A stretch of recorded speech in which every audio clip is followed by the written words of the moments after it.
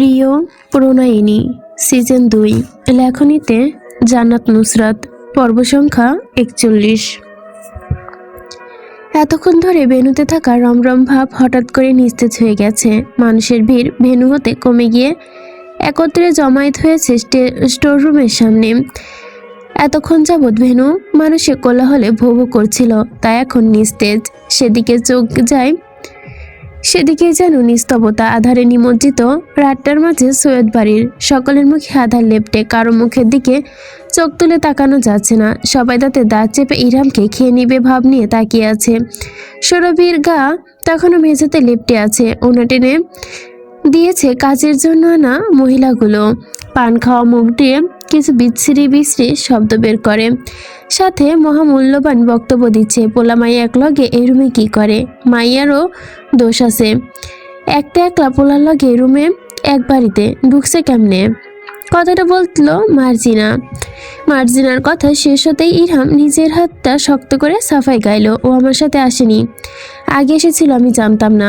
মার্জিনার সাথে দাঁড়িয়ে থাকা মুন্নি উঠে বলল, একলগে আহ নাই, কিন্তু তুমি জ্বরে ইশারা দিয়া আগে আইসো তা তো বুঝবার পারতাছি।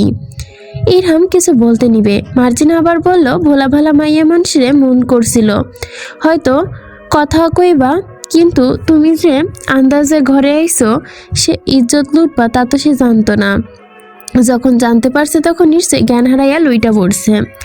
ইরহাম কপালে ভাঁজ ফেলে কিছু বলতে নিবে, মুন্নি বিশ্রী ভাষায় বলে উঠল, আমরা তো দেখি নাই মাইয়া কি ক্ষয়ক্ষতি হয়েছে। আন্ধার ঘরে একলা কুমারী মাইয়া কুমার পোলা ছিল, মাইয়া পোলা এখনো কুমারী কি না তা তো কইবার পারতাছি না।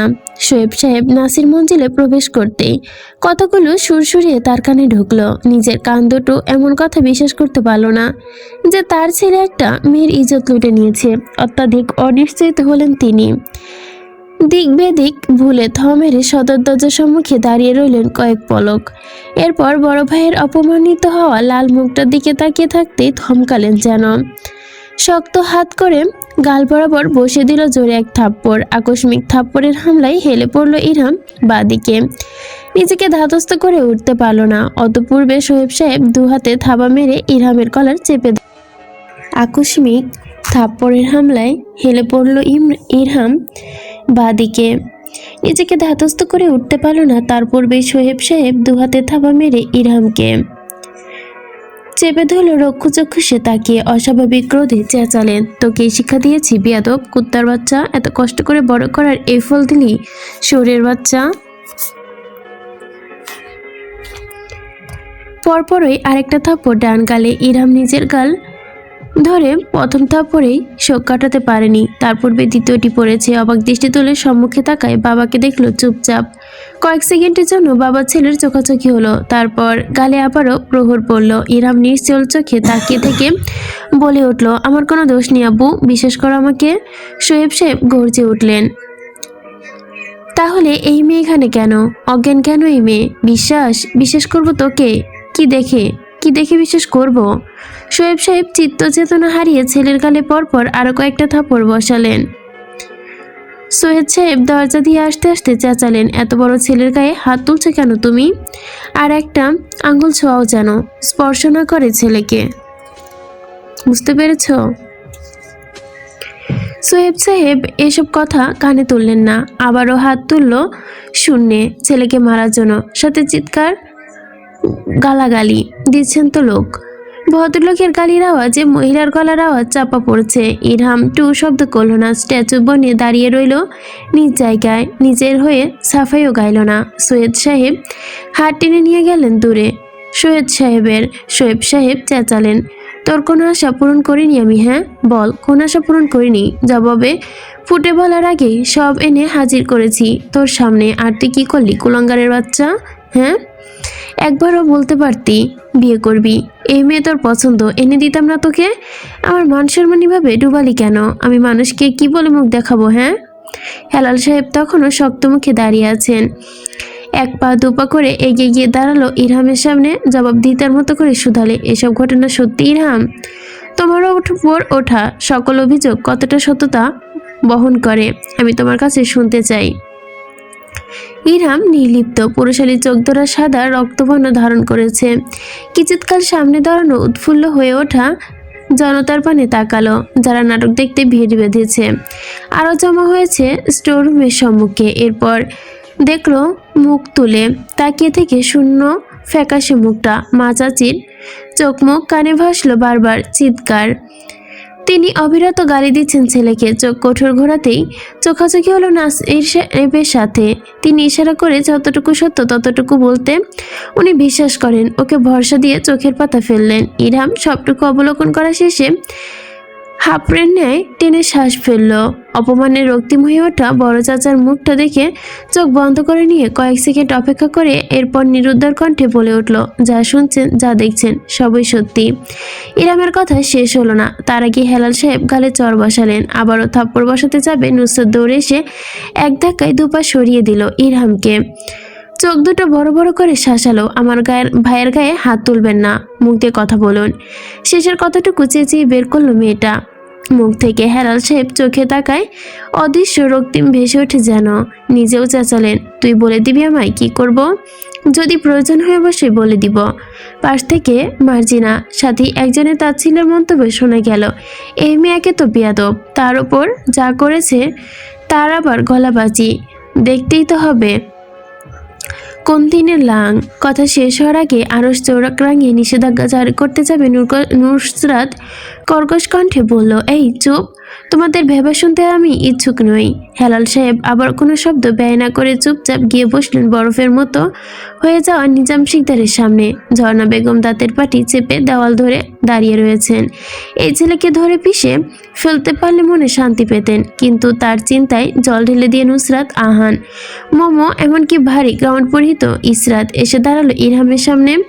বাড়ির সবাইকে উদ্দেশ্য করে ইসরাত রগে রগে আওয়াজ করে বলে ওঠে, ওকে কিছু বলতে হলে আগে আমাদের বলুন, তোমাদের আমাদের ভেদ করতে হবে। কলঙ্ক আর পুরুষ শব্দ দুটি যেন একে অপরের সাথে বিপত্তিক শব্দ। এই দুটো শব্দ একে অপরের সুখে স্পর্শ করতে পারে না, কিন্তু নারী আর কলঙ্ক দুটি শব্দ একে অপরের সাথে আষ্টেপৃষ্ঠে জড়িত। এই শব্দটি শুধু নারী সমাজের জন্যই প্রযোজ্য। ইরহামের ওপর নিজেদের তোপ খাটাতে না পারলেও অবলা সৌরভীকে নিজেদের কাছে একা পেল তারা। নিজাম শিকদার তখন থেকে নাসির মঞ্জিলে এসেছে তখন থেকে নিশ্চুপ। আরমান নিজেও চুপচাপ, জলস্রোতে তরঙ্গে নেয় ঠান্ডা। বোনকে জ্ঞানহীন মেঝেতে পড়ে থাকতে দেখে একবার তাকিয়েছিল সেই দিকে, তারপর আবার ফিরে তাকায়নি। মহিলারা তখনও ফিসফিস করছে নিজেদের বিশ্রী ভাষায় মন্তব্য জাহির করে। সৈয়দ বাড়ির কর্ত্রীরা আজও নিজেদের মুখে টু শব্দ করল না। অনেকক্ষণ কাটার পর সকলে দেনামনা করলো কি একটা করতে। মর্জিনা বয়স্ক হওয়ার দরুন সবাইকে উদ্দেশ্য করে প্রস্তাব রাখলো, দেখুন কুমার কুমারী ছেলেমেয়েরা অভিচারে লিপ্ত হয়েছে। ইসলামী শরীয়ত মতে মাটিতে পুঁতে 100 বেতাঘাত। এখন তো মেয়ে ছেলেকে এভাবে বেতাঘাত করা যায় না। আবার দুটো বাড়ির সম্মানেরও বিষয় আছে। তাছাড়া আমি আপনাদের বাড়িতে কাজ করি অনেক বছর যাবৎ, অনেক দিনের চেনা জানা, তাই এই প্রস্তাব রাখবো। প্রস্তাবটা গ্রহণ করলে দু পরিবারের সম্মানহানি হবে না। মর্জিনার কথা শেষ হতে নিজাম শিকদার শান্ত মুখ তুলে তাকালেন, তো তার সূক্ষ্ম চোখ জোড়া অদৃশ্যভাবে তাচ্ছিল্য করে হাসলো। ঠোঁট থেকে নির্ঘাত একটা কিছু শব্দ, সম্মানহানি তা তো হয়ে গেছে কখন। হেলাল সাহেব কথা বললেন না। সৈয়দ সাহেব শুধালেন, কি প্রস্তাব? ছেলে মেয়ে দুটো বিয়ে পড়িয়ে দিন। নাটক দেখতে আসা সকলে মর্জিনার কথায় সহমত পোষণ করে। বাড়ির মহিলাদের দ্বিমত পোষণের পূর্বে সৈয়দ সাহেব নিজেই রায় রাখলেন, আমি রাজি আছি। আমার ছেলের ভুলের মাসুল কেন অন্যের বাড়ির মেয়ে দিবে? আমি এই বিয়েতে রাজি। আরমান দাদার পানে তাকালো। নিজাম শিকদার সোফায় বসে অবস্থায় ভঙ্গুর বলে, আমি রাজি। রাত 10টা বাজতে তখন ঘড়ির কাঁটা টিকটিক করে। সৌরভীর যখন জ্ঞান ফিরল তখন চারপাশে মানুষ কিলবিল করছে। সকলের দৃষ্টি তার দিকে। ভরা মজলিসে নিজের কাছে নিজেকে সৌরভীর অপরাধী ঠেকল। অচল মস্তিষ্ক চাপ দিল কি হয়েছে তার মনে করার জন্য। একা তো মনে পড়ল না কিছুই। তার মধ্যে আতর্কিত হামলা হলো তার ওপর নাজুক হাতে। মনে এক হাতে টান মেরে তুলে বিছানায় বসাতে বসাতে নিজের কর্কশ কণ্ঠে বলে উঠল, ওইটা বসো মাইয়া, অনেকক্ষণ ধইরা হুঁশ হারাইছিলা। ইমাম আনতে যাইতাছি, মাথায় ঘোমটা টানো। সৌরভী কপালে ভাঁজ ফেললো। শূন্য মস্তিষ্কে সে হাজারো প্রশ্ন ধরা দিল। ইমাম সাহেব কেন আসবে? ঘোমটা কেন টানতে হবে? চোখে প্রশ্নসুখ ভঙ্গিতে তুলে শুধালো, ইমাম সাহেব কেন? সৌরভীর প্রশ্নে কাজের মহিলাগুলো পান খাওয়া দাঁত বের করে খিটমিট করে হেসে উঠল। মুন্নি পাশের জন বলে ওঠে, লাঙ্গে লগে তোমার বিয়ে পড়াইবার লগে আহিছে। বেটি বুঝে না যেন ইমাম সাহেব কেনা হে। সৌরভীর চোখের আকার প্রকট হলো। বিস্ময় নিয়ে দেখলো বিশ্রী দাঁত কেলিয়ে হাসা মহিলাগুলোকে। এই দমবন্ধ করা পরিস্থিতি থেকে সৌরভী ঠান্ডা মাথায় জানতে চাইল কিসের বিয়ে। মর্জিনা বিরক্তি নিয়ে বলে, তোমার আর সৈয়দ বাড়ি পোলার বিয়া। কথা শেষে সৌরভী মাথায় ওড়না টেনে বসতে চাপে। সৌরভীর হাত চেপে ধরে তারা। চোখ মুখে অগাধ অবিশ্বাস চড়ে বসলো। জিজ্ঞেস করলো কোন ছেলে। মনি ঘোমটা টেনে দিতে দিতে বলল, যার সাথে রুমে ঢুকছিলা নষ্টমী করতে, ইরহাম না কি জানো নাম, ওর সাথে। মনির কথা শেষ হতে সৌরভী লাফিয়ে উঠে দাঁড়িয়ে বলে, বিয়ে করব না আমি। মনি সাথে দাঁড়িয়ে থাকা মহিলা বিশ্রী হেসে উঠল। রসিয়ে রসিয়ে বলল, লাঙ্গের লগে এক রুমে ঢুইকা পারো কিন্তু বিয়ে করবার পারবা না। সৌরভী মুখ শক্ত করে উঠল। অগাধ রাগ নিয়ে শুধাইলো, লাঙ্কে কার সাথে কি বলছেন? হ্যাঁ, কখন রুমে ঢুকেছি? সৌরভীর করা প্রশ্ন যেন মজাদার ছিল। সকলে হিহি করে হেসে উঠল। বলল, কেন ওই পোলা যার লগে রুমে দরজায় লাগাইয়া ছিলা সিটকিনি লাগানো ছিল? আমি কারোর সাথে রুমে ঢুকে সিটকিনি লাগাইনি। মুন্নি সৌরভীকে বিছানায় বসালো, শক্ত হাতে চেপে ক্যাটকেটিয়ে কণ্ঠে, বেডি বলে কি? আরেকজন বলে, এত দেখি ঘোমটার নিচে ঘোমটা নাচে। সৌরভী বিমর্ষ বিমোহিত নেত্রে তাকিয়ে মহিলাগুলোর ব্যবহারে যখন ধীরে ধীরে ঘটনাগুলো জোড়া দিল, তখন বুঝলো ওদের ইশারা কোন দিকে যাচ্ছে। না চাইতো ঠোঁটে বিতৃষ্ণার হাসি খেলে বসলো। এরপর মহিলাগুলো কথা যত শুনছে তত যেন অবাক হলো। তাকে অবাক করে দিচ্ছে তার সামনে দাঁড়ানো মহিলারা। তাদের কথা দ্বারা তার ঠোঁটে ছিটকে হাসি খেলে গেল। মেয়ে মানুষের সবচেয়ে বড় শত্রু, এটার মধ্যে কোনো ভুল নেই। আজ নিজে ভিকটিম হয়ে প্রমাণ পেল সে। সৌরভী বসা বিছানা থেকে উঠে দাঁড়ালো। মুন্নির হাত নিজের গা থেকে ঝাড়া মেরে সরিয়ে দিয়ে শক্ত কণ্ঠে বলে, এই বিয়ে করব না। মহিলা যেন শোনেনি, একই যুগে বলে উঠল, কি? সৌরভী পুরো রুম কাঁপিয়ে চেঁচালো, এই বিয়ে আমি করব না। শুনেছেন আপনারা, এই বিয়ে আমি করছি না। মুন্নি নিজে স্বাস্থ্য বিশিষ্ট শরীর নিয়ে এগিয়ে আসলো। বলল, কেন বিয়া করবা না? লাঙ্গের লগে এক রুমে ঢুইকা শুইতে পারো, আর বিয়া করতে পারবো না কেন? সৌরভীর কানে বিশ্রী শব্দটা প্রবেশ করতে তাতে দাঁত চাপলো। নিজের জায়গায় অটল থেকে চূড়ান্ত রাগী কণ্ঠে বলল, আপনাদের মতো পেয়েছেন? অন্যের জামাইয়ের সাথে যেখানে সেখানে শুয়ে পড়বো, সবাই নিজের মতো ভাবেন নাকি? কথা শেষ করার আগে মুন্নি খসখসে হাতে দাবাং মার্কা এক থাপ্পড় মারল সৌরভের গালে। সিমসাম গরনের মেয়েটা শুভ্রগাল ফুলে উঠল থাপ্পড়ে জোরে রক্তিম স্ফুলঙ্গে। মুখ দিয়ে না চাইতেও চসূচক শব্দ বের হলো। ভাইয়া বলে উঠল। না, কেউ আসলো না তাকে বাঁচাতে। অপরিচিত মানুষের ভিড়ে অসহায় হয়ে দাঁড়িয়ে রইল সৌরভী। থাপ্পড়ের জোরে গালে চিনচিন ব্যথা হচ্ছে। এক হাত গালে রেখেই তখনও অবিচল কণ্ঠে চেঁচালো, বিয়ে করবো না আমি। বুঝতে পারছেন না আপনারা? আমি করবো না এই বিয়ে। মনে কানে তুলল না এই কথা। টেনে নিয়ে বসালো বিছানায়। শক্ত হাতে মাথা থেকে পড়ে যাওয়া ঘোমটাটা আবারও টেনে দিয়ে বলল, নষ্টমী করবার পারো আর বিয়া করবার পারবো না কেন? বিয়া করবি তুই আইজ আর এক্ষুনি। সৌরভীর 19 বছর জীবনে এতটা অসহায় বোধ কখনো করেনি যতটা অনুভব করছে। কোথায় তার ভাই, কোথায় তার দাদা, কোথায় নুসরাত, কোথায় সবাই? আপন বলতে কেউ নেই আশেপাশে। অক্ষি কটরের ভেতরে টন টন করছে পানি। মুন্নি ধাক্কা মেরে নিচে থেকে সরিয়ে দিয়ে বেরিয়ে আসলো রুমের বাইরে। দম আটকে দেরি। নামতে নামতে ডাকলো, দাদা। নিজাম শিকদারের কানে নাতনির গলার আওয়াজ পৌঁছালেও চুপ রইলেন। নিজের কাপা হাতগুলো চেপে ধরে নির্বিকার মুখে হাঁটুতে সৌরভী পাগলের মতো দৌড়ে এসে দাঁড়ালো নিজের দাদার সামনে। সেখানে শুধু উপস্থিত সোসাইটির বুজুর্গটা। চশমার আড়ালে কুচকানো চোখ বেরিয়ে আসলো তাদের। আর বিনষ্ট হলো সামনে দাঁড়ানো সৌরভীর ওপর। সে সেসবে তোয়াক্কা করলো না। ভাঙা গলায় চেঁচালো, দাদা আমি বিয়ে করবো না। নিজাম শিকদার চোখ তুলে তাকালেন না, বললেন শুধু, বিয়ে করে নাও। সৌরভী চেঁচালো, তুমি আমাকে এভাবে শাস্তি দিতে পারো না দাদা। আমার থেকে তুমি মুখ ফিরিয়ে নিতে পারো না। আমি বিয়ে করব না। আমাকে বিশ্বাস করো, আমি কিছু করিনি। রাগ করেছে আমার সাথে, তোমার কথা শুনিনি বলে আর কখনো তোমার কথার অগ্রাহ্য করব না দাদু। প্লিজ বাড়ি চলো, এখানে আমার দম আটকে আসছে, আমি মরে যাব। নিজাম শিকদার চুপ রইলেন নাতনির আহাজারিতে। সৌরভী ভাইয়ের হাঁটু চেপে গো হয়ে ফুপিয়ে উঠল, বলল, প্লিজ ভাইয়া চলো আমরা বাড়ি চলে যাই। আমি বিয়ে করব না ভাইয়া, দয়া করে আমায় বিশ্বাস করো, আমি কিছু করিনি। ওরা শুধু শুধু আমায় দোষ দিচ্ছে, আমার কোনো দোষ নেই। আরমান উঠে দাঁড়ালো, রক্ত জবান্নে চোখ দুটো দিয়ে অসহায় ভঙ্গুর, চোখের পানি ল্যাপটানো বোনকে দেখলো, গালে হাত তুলে আঙ্গুলের চিহ্ন দেখে মায়া ভরা চোখে তবু উচ্চারণ করলো, বিয়ে করে নে সৌরভী, সুখে থাকবি। এরপর কি হলো? সৌরভী নিজের চোখে টলমল করা পানি ছেড়ে দিল, এক গাল পেয়ে টুপটুপ করে জলগুলো পড়লো, চোখে চক্ষুষ দর্পণে ভাসলো ইরহামের সুদর্শন মুখ। তখন সকল ক্ষোভ গিয়ে পড়লো তারই ওপর, একদলা থুতু ছিটে বেরিয়ে এলো মুখ থেকে, অস্বাভাবিক কণ্ঠে চেঁচালো, লম্পট জানোয়ার, শুয়োর, কুত্তার বাচ্চা, আল্লাহর হিসাব নিবে তোর কাছ থেকে শয়তান, ইবলিশ, তোর ধ্বংস হবে, তোর ধ্বংস নিশ্চিত। সৌরভীকে দুজন মহিলা টেনে হিঁচড়ে নিয়ে গেল, নিজের শিকদার চোখ তাকালেন অসহায়ভাবে এই ব্যবহারে। আরমান নিশ্চুপ, বোনের অসহায় হয়ে চেঁচানো দেখে। তখনও সৌরভী চেঁচাচ্ছে, তুই বললি না কেন এখানে কিছু হয়নি? তুই কেন বললি না? তুই কেন চিপ হয়ে বসে থাকলি? লুচ্চা বদমাস ইতর, অভিশাপ লাগবে তোর, এই মজলিসে অভিশাপ লাগবে তোর, তোর গা ধ্বংস হবে।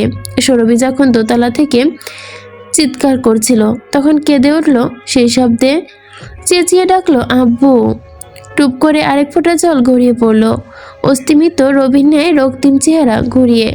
সাহায্যের আশায় কেউ নেই, নেই কেউ, আসছে না কেউ তাকে বাঁচাতে। ভঙ্গুর গলায় নিষ্পকভাবে, আমার আব্বু থাকলে আজ আমাকে এখানে ফেলে রাখতো না ভাইয়া, আমাকে বিশ্বাস করতো।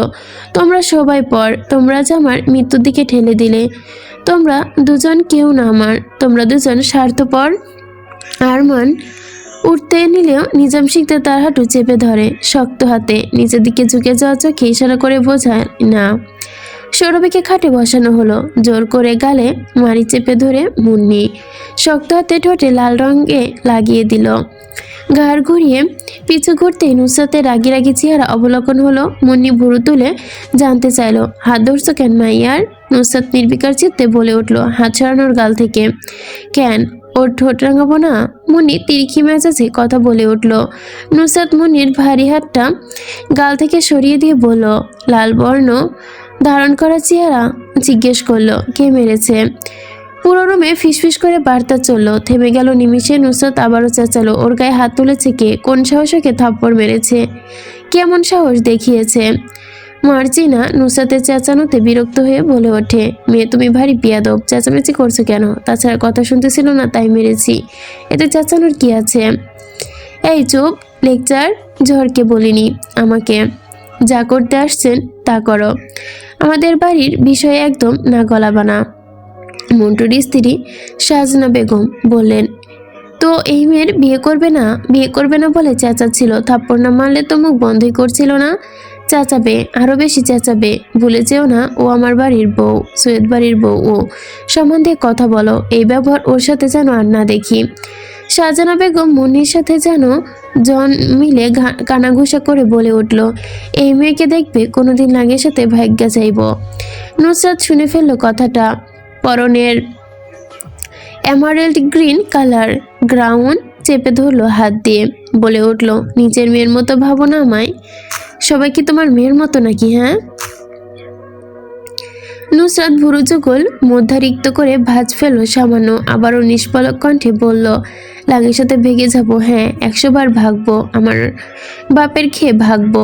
তোমার কোনো সমস্যা হলে বলো, উচ্চমানের মলম কিনে দেই, লাগালে জ্বালা কমে যাবে। সৌরভী ঠোঁট ফুলে কেঁদে ওঠে। নুসরাত কাপড়ের এক কোণ চেপে ধরে ফুপিয়ে উঠে বলে, আমি বিয়ে করব না, আমার দম বন্ধ হয়ে আসছে, দয়া করে আমায় এখান থেকে বের কর। আমি কিছু করিনি, এখানে কিছু হয়নি, তুই আমাকে বিশ্বাস করিস না? দয়া করে এখান থেকে বের কর আমায়। নুসরাত এক হাতে রাখলো সৌরভীর মাথায়, ভরসা দিয়ে বলল, আমি বিশ্বাস করি তোকে। পুরো রুম একবার চোখ বুলে নিয়ে ফোন বের করে কল দিল ইসরাতকে, রগে রগে গলায় বলল, এই তুই আয় আমার রুমে, আমি একটু বের হচ্ছি, মসজিদে যাব। সৌরভী আঁতকে উঠল, টলমল চোখে তাকাতেই নুসরাত নিজের দিকে ঝুঁকে এসে কানের কাছে ফিসফিস করে স্পষ্ট সুরে আওড়ালো, আজ আমি যদি চেঁচাই তাহলে তুই বেঁচে যাবি এখন থেকে সৌরভী, কিন্তু যখন রাস্তায় হাঁটবি তখন নষ্ট মেয়ে বলে তোর দিকে আঙ্গুল তুলবে, ইরহামের দিকে আঙ্গুল তুলবে না। তুই নারী, তোর এই বিষয়টা ভুলে গেলে চলবে না। তোকে সব থেকে বড় শত্রু হলো তোর মতো এই মহিলাগুলো। এরা বিষ গুলে দিবে তোর জীবনে। বড় বোন হিসেবে বলছি, বিয়ে করে নে। আমি নুসরাত নাসি, তোকে কথা দিচ্ছি, সুখে থাকবি তুই। তোর কিছুর কমতি থাকতে দিব না। বিয়ে করে নে, রাজি হয়ে যা সুরভি, চেঁচিয়ে লাভ নেই। এরপর সুরভি আর কোনো চিৎকার করেনি, শুধু বলল বিয়ে করব না বলে। নিশ্চুপ জল তরঙ্গের ন্যায় হয়ে গেল, বিছানায় গা ছেড়ে বসে রইল। ঠোঁটে বিরাট করলো জীবনের প্রতিটি নিছক তাচ্ছিল্যের হাসি। চোখের দ্বারায় কিছু সময় কাটলো তার। আশপাশে বসে থাকা মানুষ তখন অপেক্ষারত পরবর্তী নাটক দেখার জন্য। এসবে দল বেঁধে বসেছে সৌরভীর সামনে। সৌরভী মানুষগুলোকে দেখলো না, সে দেখলো খাটিয়ে আনতে যাওয়ার হচ্ছে তার জন্য। আর সেই খাটিয়া না চাইতেও তার জীবনে পরিহিত হবে কবুল হিসেবে। সে তো চাইছে তার জীবনে ওই ইতর লোকটি আসুক। সে তো ঠিকই ওই ছেলেটার মুখটা পর্যন্ত পরিদর্শন না করে ঘৃণার প্রহরে জীবনটা হাস্যকর, তাই না? সবচেয়ে ঘৃণাগত ব্যক্তি তার তাকদিরে লেখা হয়েছে, আর আজ সেই ব্যক্তিকে কবুল করতে চলেছে। সৌরভী মৃত মানুষের মতোই পলক্ষীনভাবে তাকিয়ে রইল ঘড়ির পানে। ইসরাত মেয়েটার মায়াবী চেহারার দিকে তাকিয়ে থাকলো চুপচাপ। চেহারা লাবণ্য যেন কান্নার জৌলুসে বেড়ে গেছে। নীরব সে নিয়তি। এই পরিহাস কি অদ্ভুত ঘটনা! কে জানতো আজ এই দিনে এইভাবে তাদের দুজনের বিয়ের ঘন্টা বেজে যাবে। আরশ নিজে গা থেকে ধূসর রঙের স্যুটটা ছড়াতে ছড়াতে ফিরে পেছনে দাঁড়ানো নুসরাতকে দেখে। গায়ে কালো লেদার জ্যাকেট জড়ানো, চুলগুলো পনিটেড করে বাঁধা। বারবার তারা দিয়ে বলছে তাড়াতাড়ি আসতে। আরশ নিজের গলার টাই টেনে ঢিলে করে নিয়ে এগিয়ে এলো। পরনের কাপড় খুলতে খুলতে এসে দাঁড়ালো নুসরাতের সামনে। নুসরাত দরজার সম্মুখে দাঁড়ানো, অপেক্ষা করছে আরশের কাপড় চেঞ্জ শেষ হওয়ার জন্য। যখন দেখলো কাপড় চেঞ্জ না করে লোকটি তার সামনে চুপচাপ এসে দাঁড়িয়ে, তখন ভুরু যুগল আপনা আপনি উঠে গেল। ভেসে আসলো অস্পষ্ট স্বর, কাপড় চেঞ্জ করে আসুন তাড়াতাড়ি। আরশ দরজা চেপে ধরে নিচের দিকে ঝুঁকে আসলো। নুসরাত দুপা পেছনে গেল সরে, যেভাবে আরশ দরজা টেনে ধারাম করে মুখের ওপর লক করে দিল। নুসরাত হাতে ঘুরছি, ঘড়িতে চোখ বোলালো। 10টা 40 বাজছে। টিকটিক করে তার মনে প্রশ্ন দানা বাঁধলো, আজকের রাতটা একটু বেশি লম্বা ঠিক নয় কি? নির্লিপ্ত ভঙ্গিতে চোখ তুলে তাকিয়ে দেখলো আরশ এখনো আসেনি। দরজায় গলায় ডাকলো, এই যে শুনছেন? আরশ ক্যালভিন ক্লাইভের বক্সটই পড়তে পড়তে ভেতর থেকে জিজ্ঞেস করলো, আমাকে বলছেন? হ্যাঁ। আর কয় মিনিট লাগবে আপনার? আরশ কালো রঙের লেদার জ্যাকেট গায়ে চড়িয়ে রুম থেকে বের হয়ে আসে। 30 সেকেন্ড। আরশ রুমের নব ঘুরে বের হতেই চুলগুলো পেছনে ব্যাক ব্রাশ করলো। ঘাড় ছুঁই ছুঁই চুলগুলো পেছন দিক দিয়ে আবারও কপালে এসে পড়েছে। নিচে জায়গা করে দিল যেন। নুসরাত আরশের থেকে গুনে গুনে 2 হাত সরে দাঁড়িয়ে কুগম্ভীরভাবে ঘ্রাণ নিচ্ছে। নুসরাত হাঁটতে হাঁটতে শুধালো, পারফিউমের ভেতরে গোসল করে এসেছেন? আরশ কপালে ভাঁজ ফেলল। নিজের গা থেকে বের হওয়া কুস্তগিরি গন্ধটুকু নিজেও তখন উপলব্ধি করতে পারেনি। গায়ে শুকে নিয়ে শুধালো, না তো, আমি গত 2 দিন যাবৎ কোনো প্রকার পারফিউম ব্যবহার করিনি। নুসরাত কিছু বলতে নিবে, আরশ নুসরাতের মাথায় নিজের হাত ঠেকিয়ে ধরল। নিজের শানিটা মাথায় এনে বুকের ভেতর চেপে ধরে বলল, দেখো, কোনো পারফিউমের গন্ধ নেই। নুসরাত নিজের মাথা আরশের থেকে দূরে সরিয়ে নিল, বলল, বুঝেছি, আপনাকে প্রকৃতির সুবাস মনে হচ্ছে। একবার চলুন। আরশ পোর্সে থেকে সৈয়দ বাড়ির গ্যারেজের দিকে পা বাড়ায়। নুসরাত চেঁচালো, ওইদিকে কই? আরশ বুড়ো যে বলল, গাড়ি আনতে। নুসরাত অবাক কণ্ঠে শুধালো, গাড়ি কি করবেন? গাড়ি আমাদের ঘাড়ে চড়ে ইমামকে আনতে যাবে। নুসরাত বেক্কেলের মতো বলে উঠল, ওমা, গাড়ি 4টা চাকা থাকতে আপনার আমার ঘাড়ে কেন চড়াতে হবে? গাড়ির শখ উঠেছে, মিসেস স্টুপিড নুসরাত নাসিরের ঘাড়ে চড়বে। নুসরাত নাক ফুলিয়ে শ্বাস ফেলল, বলল, শুনুন আরশ ভাই। আরশ নুসরাতকে কেটে দিয়ে শুধালো, আমাকে বলছেন? নুসরাত তেতো কণ্ঠে বলল, না, আপনার পেছনে আপনার প্রেমিকা দাঁড়িয়ে আছে, তাকে বলছি। আরশ কিছু বলতে নিবে, নুসরাত দরজায় বলল,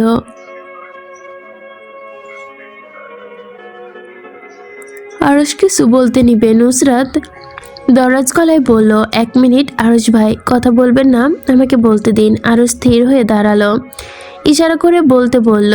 নুসরাত ধীর স্থির দৃষ্টি বুঝে বলল, আমাদের কথা বলতে ঝগড়া হয়, তাহলে উচিত না 2 ঘন্টা আমাদের কথা না বলা? আরশ দুভুরু উঁচায় বুকে আড়াআড়িভাবে হাত বেঁধে নুসরাতের শোনার মতো করে গম্ভীর কণ্ঠে বলে, ঝগড়া তো করিস তুই, আমি কি টু শব্দ করি? নুসরাত অবাক হওয়ার ভঙ্গিতেই নিজের আঙ্গুল তুলল, ভুরু তুলল ওপরে, প্রশ্নাত্মক কণ্ঠে বলল, আমি করি ঝগড়া? অবশ্যই তুই করিস ঝগড়া, আমি তোর মুখ থেকে শব্দ বের করতে চায় না আর। নুসরাত 2 হাত ওপরে তুলে দোয়া করে, আল্লাহ, এই লোক যদি সত্যি কথা বলে তাহলে এই লোককে তুলে নাও, আর যদি মিথ্যা করে তাহলে একদম বড় ভাই আমার প্রয়োজন নেই। আরশ চ্যাত করে উঠল, হিসে কিছু বলতে নিবে। নুসরাত বলল, আপনি না ঝগড়া করেছেন না? আরশ অতি কষ্টে নিজের মুখ বন্ধ করলো। নুসরাত হাসি মুখ করে বলে উঠল, হাসুন হাসুন। আরশ না চাইতেও হাসলো, ঠোঁট টেনে সামান্য। নুসরাত আরশের গাল টেনে দিতে দিতে বলল, দ্যাট মাই বয়। বাড়ির বাইরে রাখা বাইকে কে সামনে বসবে আর কে পেছনে বসবে এ নিয়ে জোর ঝগড়া শুরু হলো। নুসরাত বলল, আমার বাইক, তাই আমি চালাবো। মুখ ফুলিয়েই বলল সে। আরশ বলল, আমি বয়সে বড়, তাই আমি চালাবো, ভালো হবে। নুসরাত কোমরে হাত বেঁধে আরশকে বোঝানোর চেষ্টা করে, আমি বাইক চালাবো, 2 মিনিট আপনি ডেস্টিনেশনে পৌঁছে যাবেন, আর না পৌঁছানোয় আপনার রুহু ইনশাল্লাহ আল্লাহর কাছে পৌঁছে যাবে। আরশ বলে উঠল, আমি বাইক চালালে তুই একদম বিনা টিকিটে তো শ্বশুরবাড়ি পৌঁছে যাবি। নুসরাত চেঁচালো, আরশ ভাই। নুসরাত, নাসির, বাইক আমার, বউটা আমার। নুসরাত দীর্ঘশ্বাস ফেলল, চোখ তুলে পিটপিট করে বলল, আমি বাইক চালালে আপনি বুঝতে পারবেন না এটা বাইক নাকি উড়োজাহাজ। আরও হেলমেট মাথায় তুলে নিয়ে বলল, আমি বাইক চালালে তুই বুঝতে পারবি না এটা বাইক, এবার চুপচাপ পেছনে উঠে বস। নুসরাত হেলে দুলে হেলমেট পরে নিল, আরশকে শক্ত করে পরিয়ে দিল তা, আদেশ করলো, ঝটপট পেছনে উঠে বস। 11টা বেজে গেছে। নুসরাত আরশের কাঁধে হাত রেখে উঠে বসতে বসতে বলল, সব দোষ আপনার। 11টা 47 মিনিটে ইমাম সাহেব বাড়ির দোরগোড়ায় গিয়ে পৌঁছালো। টিনের গেটের শক্ত হাতে আরশ থাপড় দিয়ে গমগমে কণ্ঠে ডাকলো, ইমাম সাহেব আছেন? নুসরাত আরশকে ঠেলে দিয়ে জায়গা থেকে শুধালো, এভাবে ডাকলে কেউ হয়? আরশ পাল্টা প্রশ্ন করলো, তাহলে কিভাবে ডাকতে হয়? নুসরাত গলা খাকারি দিয়ে পরিষ্কার করে নিল, তেসরা আখিতে চাইলো, চিৎকার করে ডাকলো, এই ইমাম সাহেব, বাড়িতে কেউ আছেন? আরশ নুসরাতের আকস্মিক চেঁচিয়ে ওঠায় বিরক্তিতে চোখ মুখ অস্ফুটভাবে ফুটে উঠল, যেন চেপে রাখলো অস্তিত্বকে। নুসরাতের এসব কানে তুলল না। সে এক না ঘেরে ডবল, ও ইমাম সাহেব কই গেছিলেন? আসছেন না কেন? পায়খানা করতে গেছেন নাকি? আর তাতে দাঁত চেপে সাবধান করে নুসরাতকে স্টপ করে, ফাকিং ননসেন্স শিট। নুসরাত মুখ বন্ধ করে দাঁড়ালো। আরশ গম্ভীর গলায় আওড়ায়, মসজিদের ইমাম সাহেব বাড়িতে। ইমাম সাহেব বাড়ি থেকে বের হলো, ঘুম ঘুম চোখে তাকায়, চোখ বুঝেরা বড় বড় করে। নুসরাত দুপাশে মাথা নাড়লো, ইমাম সাহেবকে নিয়ে চওড়া কপালে ভাঁজ হলো। জানতে চাইলো, তাহলে কেন আসছেন? নুসরাত নির্বিকার চিত্তে মুখ বানিয়ে নিল। ভদ্রলোক কথায় কথায় বজ্রপাতের মতোই নুসরাতের দিকে। নিজের কথায় বিশ্বাস করতে না পেরে রুড়ো গলায় আওয়াজ তুলেছিল সে। আরশ নিশ্চিত কণ্ঠে বিড়বিড় করে, তাহলে এখন কি হবে? নুসরাত হে করে হেসে ওঠে। আরশের কথায় প্রত্যুত্তরে বলে, কি হবে আর? ইমাম সাহেবকে তুলে নিয়ে যেতে হবে। আরশ ভাই, বাইকের পেছনে দড়ি আছে কিনা নিয়ে আসেন তো। ইমাম সাহেবের কপালে ভাঁজ ফেলে জানতে চাইল, দড়ি দিয়ে কি করবে? নুসরাত নির্লিপ্ত কণ্ঠে উত্তর দিল, আমাদের বাইকের পেছন দিয়া নিয়ে যাবো আপনার এই বাইকের পেছনে বাইন্দা নিয়ে যাইমু। হেলাল সাহেবের আদেশে নুসরাত আর আরশ আসলো ইমাম সাহেবকে বিয়ে পড়াতে নিয়ে যাওয়ার জন্য। ভদ্রলোক যখন মানা করলো এত রাতে তিনি যাবেন না, তখন অনেক করে বোঝানোর চেষ্টা করলো আরশ। নুসরাত আরশের কথা কানে তুলল না। তার একটাই কথা, সোজা আঙুলে ঘৃণা উঠলে আঙুল বাঁকাতে হয়। এক কাজ করুন আরশ ভাই, ইমাম সাহেবকে বাইকের পেছনে সিলিন্ডারের মতো করে বেঁধে ফেলুন। আরশ এই পেঁচালের চেঁচামেচিতে বিরক্ত হয়ে উঠল। কিছুক্ষণের ভেতর মুখ চোখ কুঁচকে রাম ধমক দিল, শ্যাট আপ ফক নুসরাত নাসির। একটু পর টু শব্দ করলো না নুসরাত, মুখ গোমরা করে দাঁড়িয়ে রইল। আরশ ইমামকে শক্ত কণ্ঠে ধৈর্য ধরে বোঝাতে চাইল। রাত 12টা 5 থেকে 12টা 15 পর্যন্ত। শেষ পর্যন্ত যখন দেখলো লোকটা কথাই বুঝতে পারছে না, এখন একই জায়গায় আটকে আছে, তখন রেগে মেগে আগুন হয়ে গেল। এত এফোর্ট যদি মাস্টার্সে দিত তাহলে সে ইকোনমিক্সে তো সে 19-এর জায়গায় 20 নম্বরে স্কেল করত। নুসরাত আরশের ফুলে ফেপে ওঠা নাকের পাটা দেখে হাসলো। মৃদুস্বরে শোনার জন্য বলল, লাথ মারার ভূত, কথা শুনে মানে না, এমনিতেও নিজের সময় ওয়েস্ট করলেন বড়। গলা খাকারি দিয়ে হাসলো, ঠোঁট এলিয়ে আবার আরশকে ঠাট্টা করে বলল, এক কাজ করুন ব্রিক ব্রাদার, এই ইমাম সাহেবকে কোলে করে নিয়ে যান। আরশ মাথা নাড়ল। নুসরাতের কথায় সহমত পোষণ করে বলল, হ্যাঁ ঠিক। কোনো পূর্ব হুঁশিয়ারি না দিয়ে ইমাম সাহেবকে পাজা কোলে করে তুলে নিল। শার্টের হাতা গুটিয়ে সুটমদের অধিকারী ছেলেটা। ভদ্রলোক অবাক হলেন। তার বাড়ি এসে তার সাথে ভণ্ডামি ইচড়ে পাকা ছেলে মেয়ে দুটোকে ইচ্ছে করলো মাথায় তুলে আছাড় মারতে। চোখ মুখ অন্ধকার করে গিয়ে বসলেন নিজে বাইকের পেছনে। তখন তাকে থামিয়ে দিল আরশ। দুজন বাইকে বসা নিয়ে আবারও ঝগড়া বাঁধিয়ে দিল।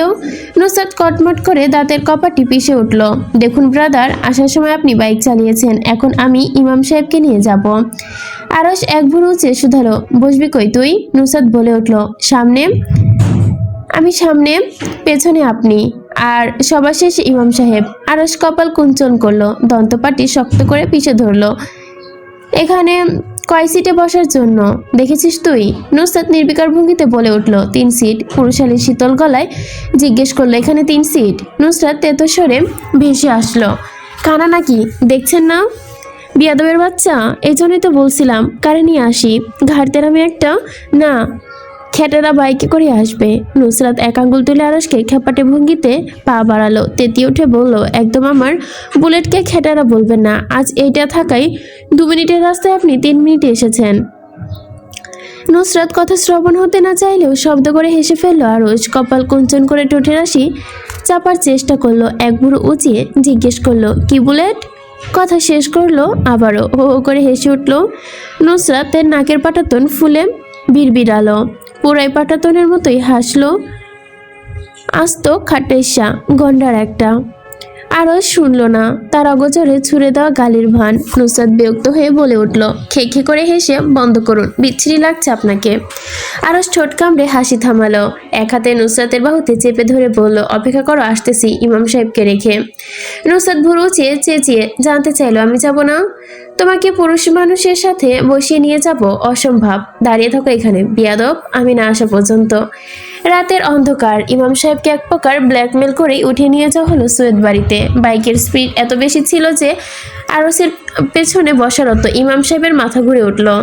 ভদ্রলোক পরনে থেকে লুঙ্গিখানাও বাতাসে জোরে হাওয়ায় ভাসলো। সৈয়দ বাড়ির গেটের সামনে ইমাম সাহেবকে নামিয়ে দিয়ে একজন অপরাধীর মতো হস্তান্তর করলো হেলাল সাহেবের নিকট। বাইক নিয়ে আবার ছুটলো নুসরাতকে নিয়ে আসতে। 8 ঘন্টার রাস্তা 15 মিনিটে পাড়ি দিল। উল্কাপিণ্ডের গতিতে এসে পৌঁছাল ইমাম সাহেবের বাড়ির গেটের সামনে। নুসরাত আরশকে দেখে তাড়াতাড়ি ফিরে আসে। দেখে তেরা চোখে তাকিয়ে এক পলক, কোনো প্রকার ঘাটতারামি না করে হেলমেটটা পরে পিছনে উঠে বসলো। দুহাতে আরশের বাহু পেঁচিয়ে ধরতে আরশ নির্লিপ্ত ভঙ্গিমায় বলে উঠল, শক্ত করে ধরে বস। নুসরাত কপালে ভাঁজ ফেলে বলে উঠল, শক্ত করেই ধরেছি। আপনার মতামতের কি? পিঠের সাথে একদম ঠেসে বসবো নাকি? আরশ বাইক স্টার্ট করলো। শান্ত স্বরে আওড়ালো, বসলেও কোনো সমস্যা নেই। নুসরাত শুনতে পেল না আরশের কথা। বাতাসে শাঁসা শব্দে উড়ে গেল যেন অন্যদিকে কথার আওয়াজ। দু হাতে আরেকটু শক্ত করে আরশের বুকে চেপে ধরে চেঁচিয়ে উঠল, কি বলছেন? শুনতে পাইনি। আরশ বাইকের গতি আরো একটু বাড়িয়ে দিল। নুসরাত আরো চেঁচিয়ে বলল, কিছুই বলিনি। ইমাম সাহেব বসে আছেন বিমরস মুখে। কোনো আগাম বার্তা না দিয়ে এই গুন্ডা ছেলে মেয়ে দুটো এক প্রকার তুলে নিয়ে এসেছে তাকে। যতক্ষণ বাড়ির গেটে দাঁড়িয়েছিল ততক্ষণ পর্যন্ত মুখ দুটো চেনা চেনা ঠিক ছিল। সৈয়দ বাড়িতে প্রবেশের পর শিশু শিওর হলেন, হ্যাঁ, এই দুটো এককালে বিয়ে পড়েছিলেন স্বয়ং তিনি। বিতৃষ্ণা ইমামের মুখটা তেতো হয়ে উঠল। ছোটবেলায় যে দুটা খবিশ ছিল বড় হয়েও তেমনই রয়েছে। এখনো স্পষ্ট মনে আছে তার 13 বছর পূর্বের কথা। ইসরে পাকা ছেলে মেয়ে দুটোকে বিয়ে পড়াতে এসে কি যে বেগ পোহাতে হয়েছিল। বাইরে তখন গুরুম গুরুম শব্দে মেঘ ডাকছে। সোফার ওপরে বসারত ইমাম সাহেবের মুখটা মেঘের ঘনাঘটার মতোই কালো। পাত্রকে একপাশে নিরুদার ভঙ্গিতে বসে থাকতে দেখলে বলল, যাও অজু করে আসো। ইলহাম একবার চোখ তুলে দেখলো ইমাম সাহেবকে। এরপর আলগোছে উঠে দাঁড়ালো। হেলদোলবিহীন গায়ে সোজা হেঁটে চলে গেল ইসরাতের রুমের দিকে। সিঁড়ি বেয়ে ওপরে উঠলো রক্তশূন্য মুখ নিয়ে। নুসরাতের রুমের দিকে চোখ যেতে দেখলো নিষ্পলক মুখে দাঁড়িয়ে আছে মেয়েটা, কোনো দোষ না করে, যার শরীরে কলঙ্কের মোটা দাগ লেপটে গেছে। লাল শাড়ি পরিহিত মেয়েটা নিজের বধূরূপে সাজিয়ে দেখে শ্বাস আটকে আসলো তার। সে শ্বাস নিতে পারল না। এই মেয়ে আজ তার বউ হয়ে যাবে, তার নামের সাথে ইরহামের নাম লেগে যাবে। কি আশ্চর্য, কি আশ্চর্য! আজ তো তার খুশি হওয়ার দিন, কিন্তু সে খুশি হতে পারছে না। কেন?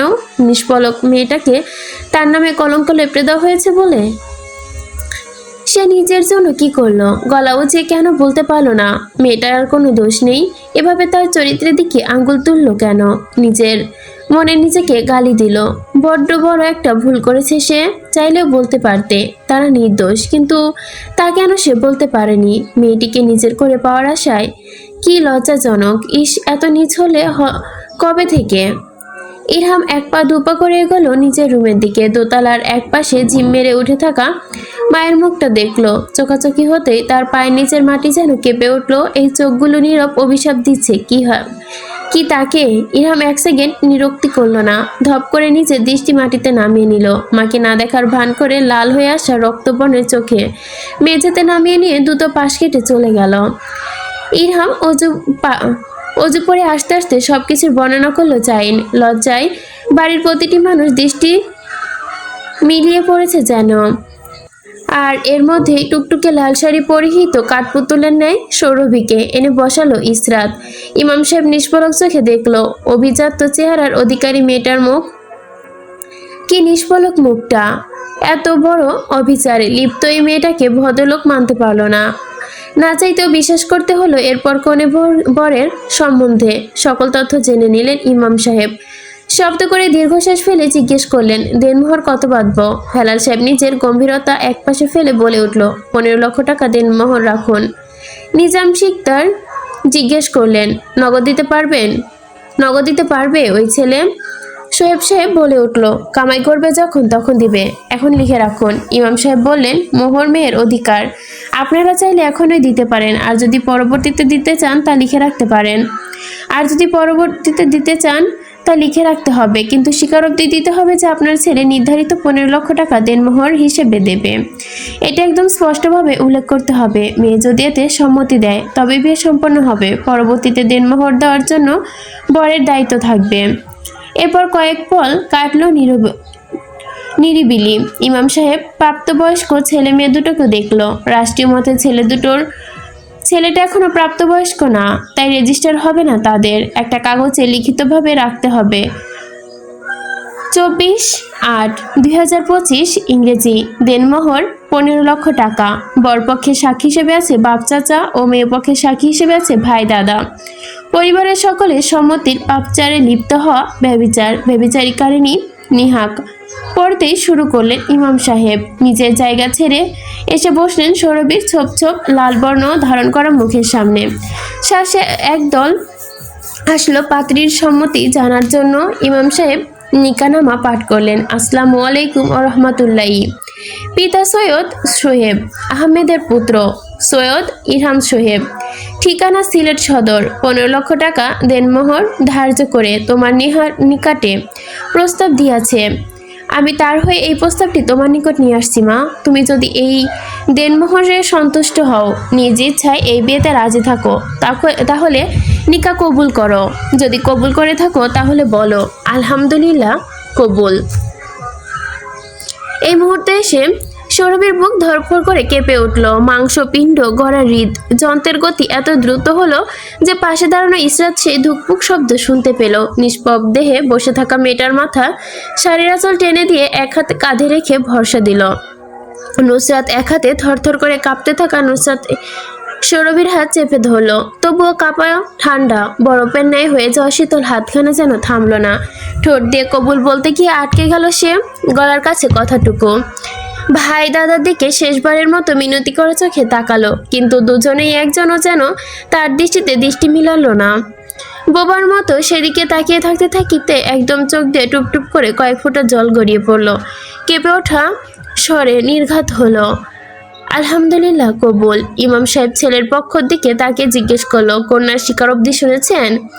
হ্যাঁ বলল অনেকেই। হেলাল সাহেব সকলের কথা শুনে গম্ভীর স্বরে বললেন, মেয়ের স্বীকারোক্তি আবারও নিন। সৌরভীর হাত নুসরাতের হাত আর একটু শক্ত করে চেপে ধরল। ইমাম সাহেব দ্বিতীয়বারের ন্যায় বিবাহ পড়াতে শুরু করলেন। নিকাহনামা পাঠ করে নুসরাত বলে উঠল, জোরে বলিস, শুনতে পায়নি অনেকেই। আগের বার। পিতা সোহেব সাহেবের পুত্র সৈয়দ ইহাম সোহেব, ঠিকানা সিলেট সদর, 15 লক্ষ টাকা দেনমোহর ধার্য করে সে তোমাকে নিকাহ করতে প্রস্তাব দিয়েছে। আমি তার হয়ে প্রস্তাব তোমার নিকট নিয়ে আসছি মা। তুমি যদি এই দেনমোহরে সন্তুষ্ট হও, নিজ ইচ্ছায় এই বিয়েতে রাজি থাকো, তাহলে এই নিকাহ কবুল করো। যদি কবুল করে থাকো তাহলে বলো আলহামদুলিল্লাহ কবুল। সৌরভী নিষ্পলক কণ্ঠে বলল, আলহামদুলিল্লাহ কবুল। ইমাম সাহেব বললেন, আবার বলো। সৌরভী আবারও বলল, আলহামদুলিল্লাহ কবুল। ইমাম সাহেব মেয়েটার মুখের দিকে তাকিয়ে মায়া মায়া কণ্ঠে বলল, একটু জোরে বলো মা। কবুল।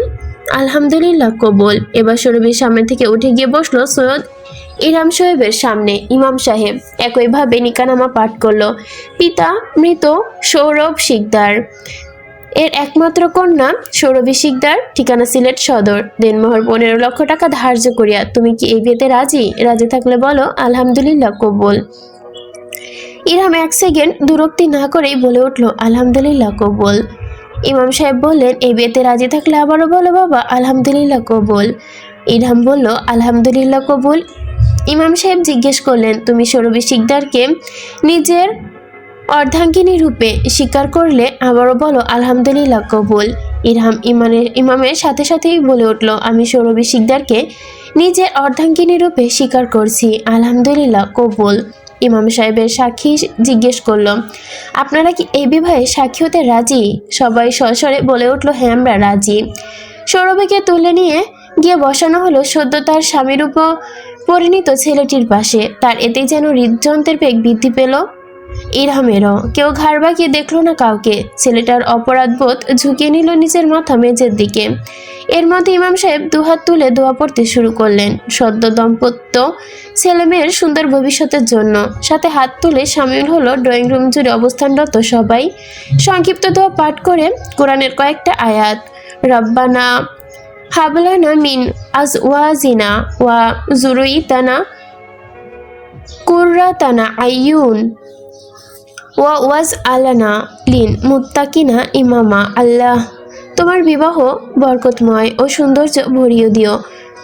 তোমাদের ভবিষ্যৎ বাচ্চাদের নেকামলি করুক এবং তাদের সুন্দরভাবে গড়ে তোলার তৌফিক দান করুক, আমিন। সকল দোয়া পাঠ শেষ করে আমিন বলে উঠলেন।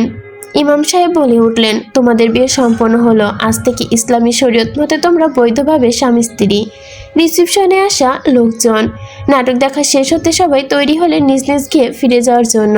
যা চাইলেও ভঙ্গুর শরীর নিয়ে রাতের খাবার প্রস্তুত করলেন সৈয়দ বাড়ির মানুষগুলো। পাড়া প্রতিবেশী সবার মনোভাব এখন এটাতেই ডিজার্ভ করে। আর যাই করুক, ভাত তো তাদের দিতে হবে। তারা তো বিয়ে পড়িয়ে দিয়েছে, এই বাড়িতে সম্মানহানি হওয়ার হাত থেকে বাঁচিয়ে দিয়েছে। আসলে কি বাঁচিয়ে দিল? যাদের বিয়ে পড়ালো, এত আয়োজন করে তাদের কি হবে? কেউ খেয়াল করলো একবার? দেখলো না চাকচকি ভিন্ন আড়ালে ঢাকা ঘোমটা দেওয়া নিষ্পাপ মুখখানা, ভেতরে টকবক করতে থাকা মেয়েটার ঘৃণাটুকু। এ পর্যন্তই ছিল প্রিয় প্রণয়ের এটা হলো 42তম পর্ব। শুরু করেছিলাম 41তম পর্ব থেকে, শেষ করলাম 42তম পর্ব দিয়ে।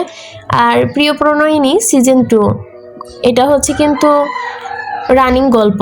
আর লেখিকা অনেক লেট করে করে পর্ব দেয়। এতদিন হচ্ছে আমার পর্ব জমা ছিল, এই জন্য আমি দেখা গেছে যে কোনো দিন 2টা, আবার একদিন 2 দিন পর পরও দেখা গেছে পর্ব দিছি, মানে রেগুলার ছিলাম। বাট এখন হচ্ছে লেখিকা যখন দিবে আমি তখনই দিতে পারবো, কারণ আমি একদম গল্পটা হচ্ছে লেখিকার সই চলে আসছি, রানিংয়ে চলে আসছি, এখন আর এক্সট্রা পর্ব দিতে পারবো না। কেমন এই যে 42তম পর্বটা, এই পর্বটা হচ্ছে 4 দিন আগে পোস্ট করা হয়েছে।